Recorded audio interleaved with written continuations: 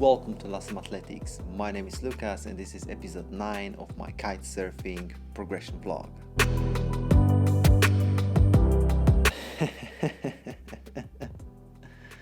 Guys, I've lost my board at sea. In my previous videos, you see me using 3 boards for my kite surfing sessions. One of them is the SU2 Pro Series. That's the board which belongs to my friend, and it's in a size of 142 centimeters in length by 42 centimeters in width. And also you can see me using that board, for example, in episode number 1 or episode number 2. Then there is a second board which is North Gonzalez. That's the 2014 model and is, as the previous board, in a size of 142 centimeters in length by 42 centimeters in width. And you can see me using this particular board, for example, in a previous episode, so number 8 or episode number 3. Then there is the third board, which is North Gonzalez from 2013 with the 2014 North Vario combo straps and pads, and that's my board. And that board is in a size of 138 centimeters in length by 41.5 centimeters in width. You can see me using this board in only one episode, that's episode number 6, and this is the second time you're going to be able to see me using this board, and that's because I just got it. I had it for 2 weeks, and second time I'm using it, it stayed at sea.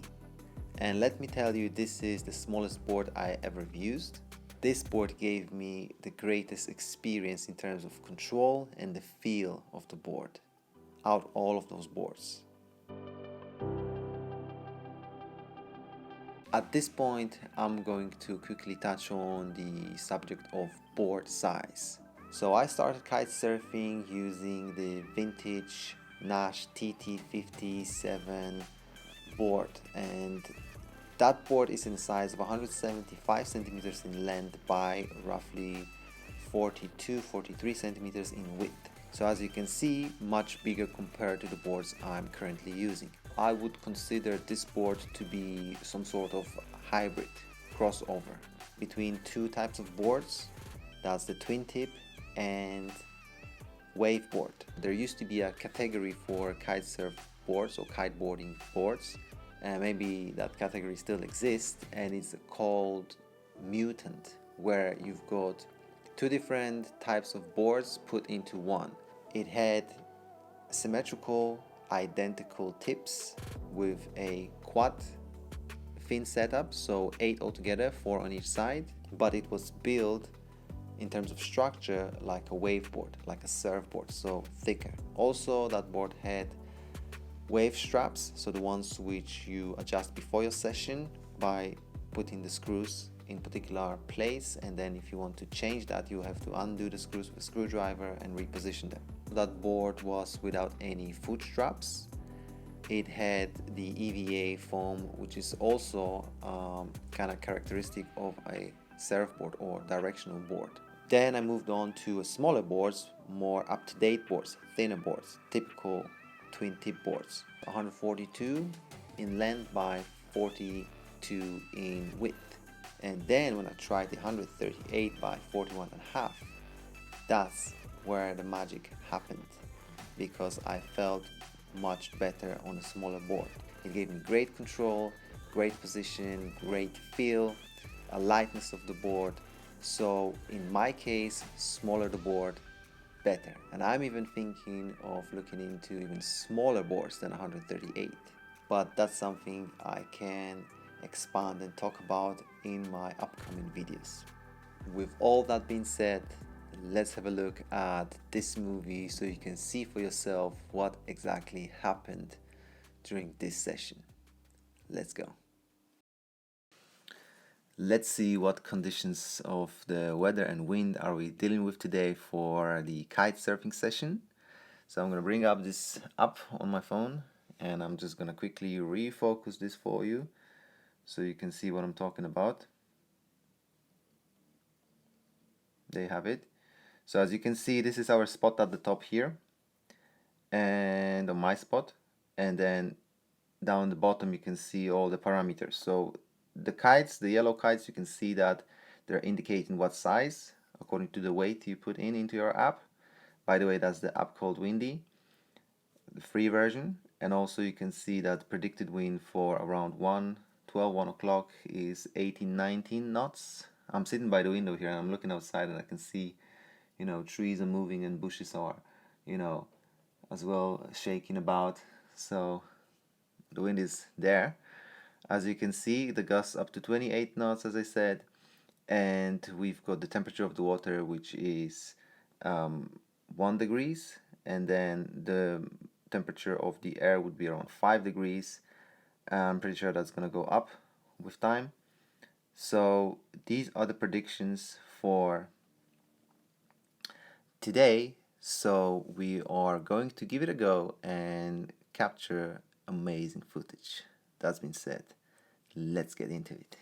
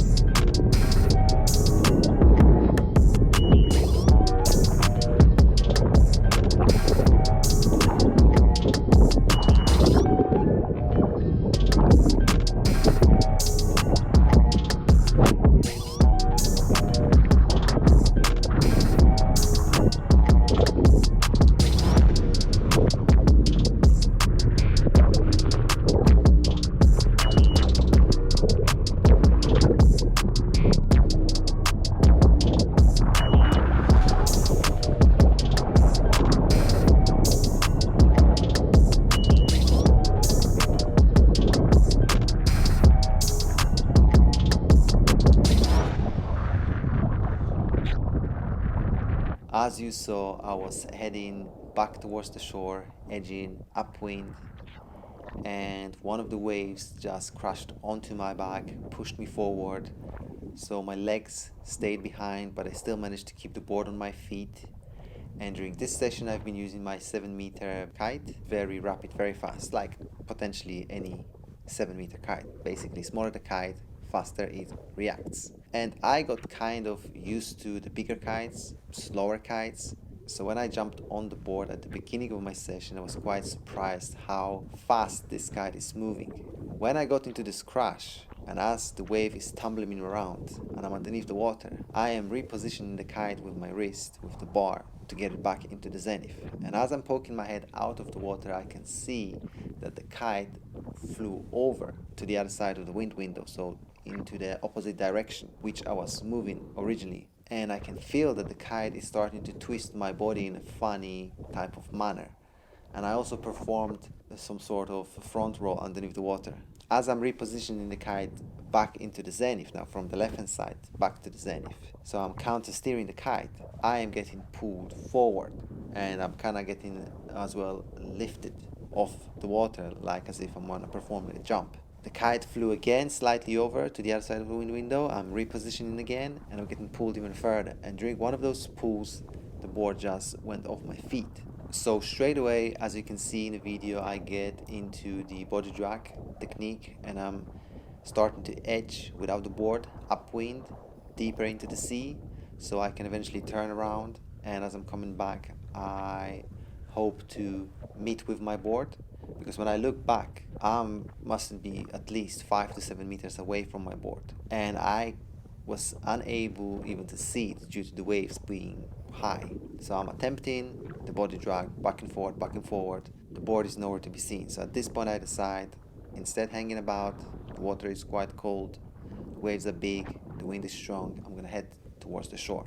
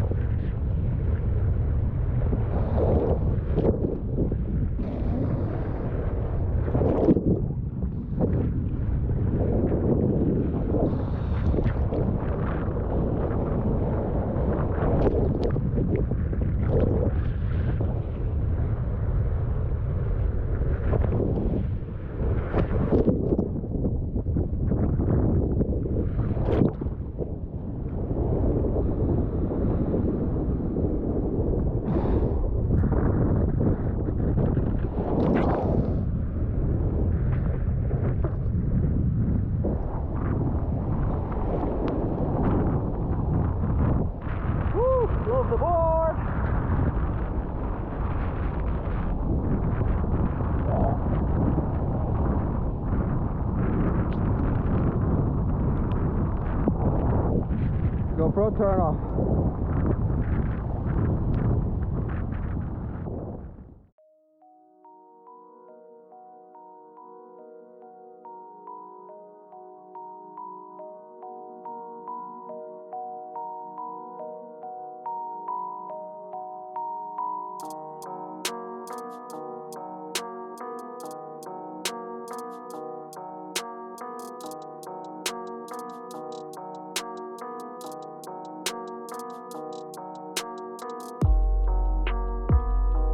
Once on the shore, I quickly landed the kite, packed all my stuff, and I started the search for the board. All this happened roughly around 1:45 to 2 p.m. and from 2 o'clock p.m. I was searching the board until 6:30 p.m. that day, but the board was nowhere to be seen.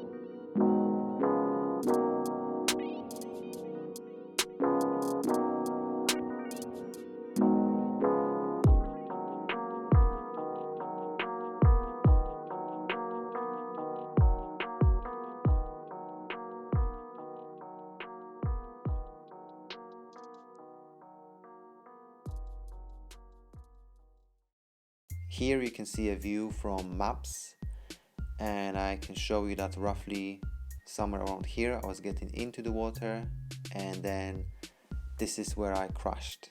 And during this session the wind was coming from northwest, so when I decided to go back to the shore, I knew that the board would be eventually pushed back somewhere towards the east. This is the area, as you remember, on the right hand side from our spot we've got the ship harbor. I was expecting the board to get back to the shore somewhere around in this area, or eventually hit the rocks of the wall of the harbor and just be stuck there. There's other guys doing kite surfing on one side of the beach and on the other side of the beach, and eventually after the whole incident they told me that no one saw the board.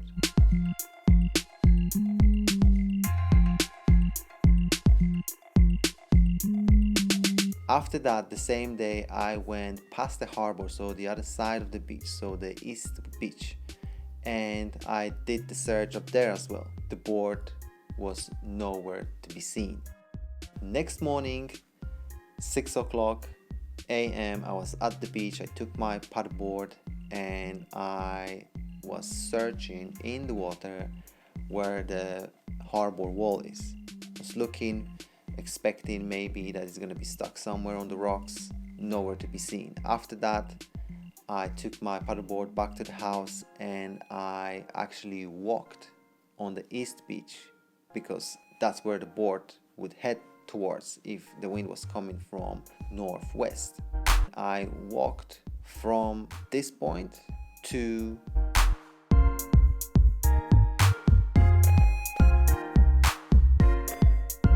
roughly around here. So I walked along the coast, and again the board was nowhere to be found. And I know a lot of you guys would say, did you sign your board? Did you have a tracker on the board? Well, simply the answer is no.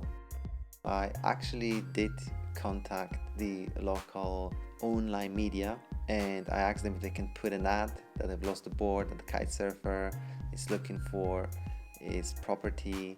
They did actually put that free of charge, but nobody came back. So this is what happened that day. In any event, it was still an amazing session, challenging, progressive, and very purposeful. My name is Lucas, this is Lasom Athletics. As always, remember, be inspired, be creative, and be active. I'll see you soon, guys. All is one and one is all. On to the next one.